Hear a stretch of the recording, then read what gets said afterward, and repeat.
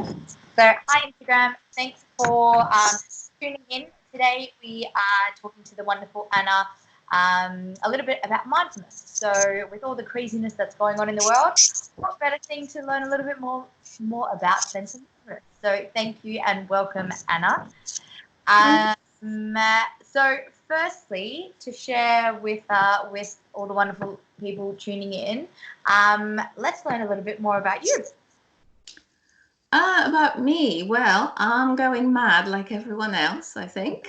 So, being a mindfulness teacher doesn't exclude people from being anxious or being worried about the future.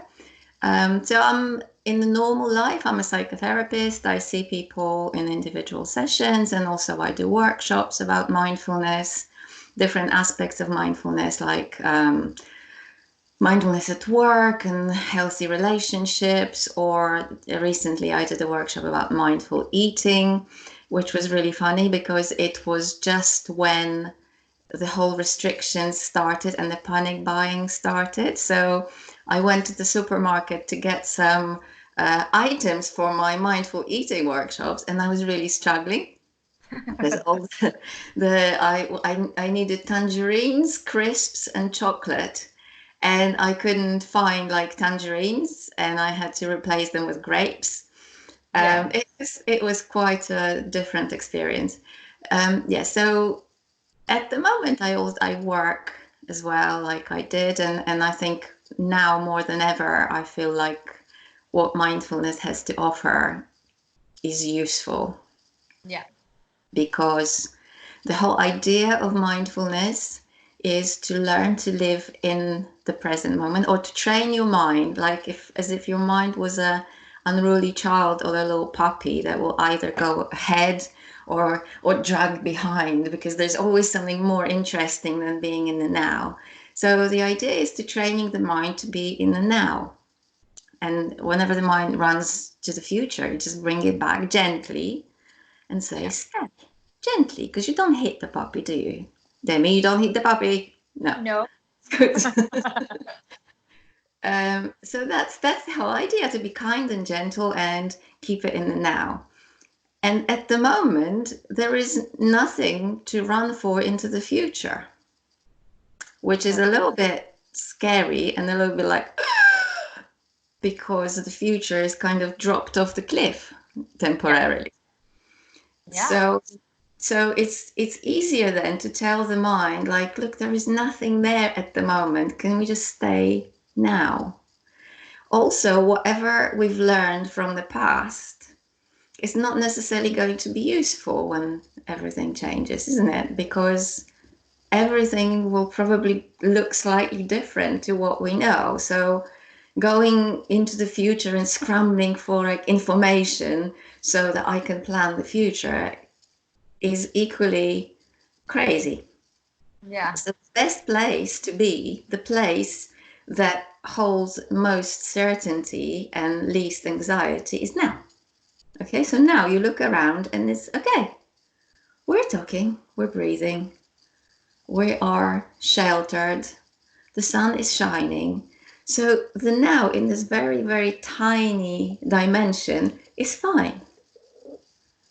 And that's where we go for respite. Of course, as soon as we start thinking, I don't know, holidays or shopping or Boris Johnson's 5 o'clock announcement, of course, you go back to drama and panic. But that's when, the idea with the mindfulness is to go back and to find this little bubble of calm.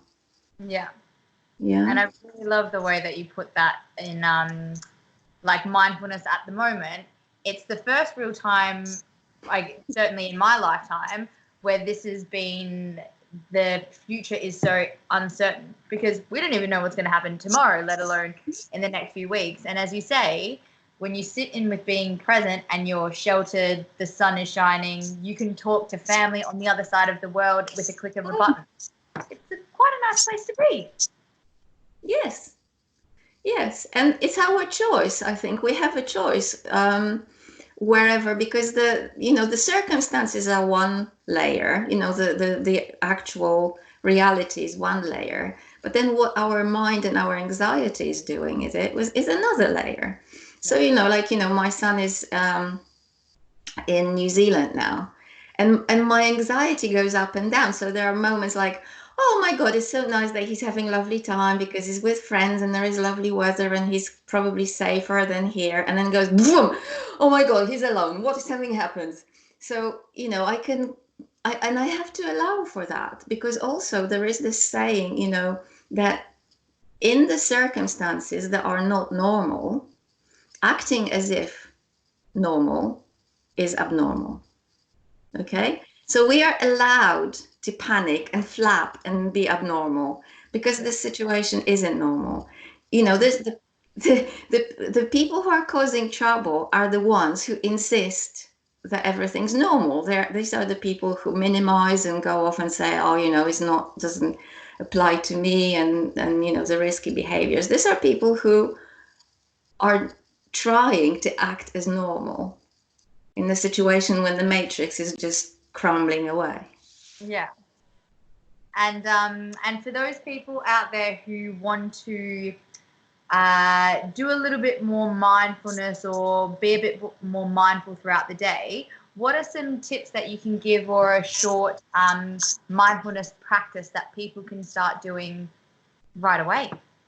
Okay, so have I time for two? Yeah. Or four? Okay, so the first one is sort of training your mind to go off the autopilot.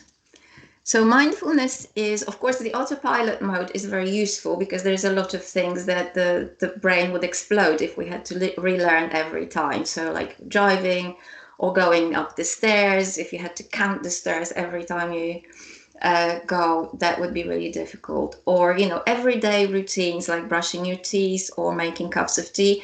These are the routines that we don't engage in, they're just happening. So the good way of bringing your mind into the now is to snap out of this mode of this remote control mode. So for example, when you walk up the stairs, be mindful of walking up the stairs. So maybe if you go one step at a time, try to step and stop, step and stop, step and stop, because then your mind goes like, what's going on? What's going on? Oh my God. Or if you're brushing your teeth, which side do you go first, right or left? First you have to notice, then change the side. If you're wearing trousers, which leg do you put in first, left or right? Maybe you don't know. Then when you find out, next morning, try to do it the other way. Don't call 111 if you get stuck. So this is the first one, so this is like get out of the autopilot. Or stirring your tea even. If you stir it clockwise, do it anti-clockwise. It's just like getting your mind into stopping mode. So that's one. And another one would be a little breathing exercise. And I think the easiest one is to just observe your breathing and extend your out breath. And the way to do it is you first check your normal breathing. So take a couple of breaths and tap to see how many beats for in breath, how many beats for out breath. And of course, depending how quickly you tap, there will be a different number. It doesn't matter. So let's say for me, it's in, 5, 3 for in, 5 for out. And you do it a few times. And then deliberately extend your out breath by 1 beat. So for me, it would be 3 and 6. For somebody else, it could be 3. If it was 3 and 3, it would be 3 and 4. So you're extending your out breath just a tiny little bit. And extended out breath signals to the brain that we're switching from fight or flight mode to rest and digest. Because it's easier to do it via body, through your body, rather than talking to your mind. Because if you talk to your mind will outspeak you. Your mind is too well trained in panicking.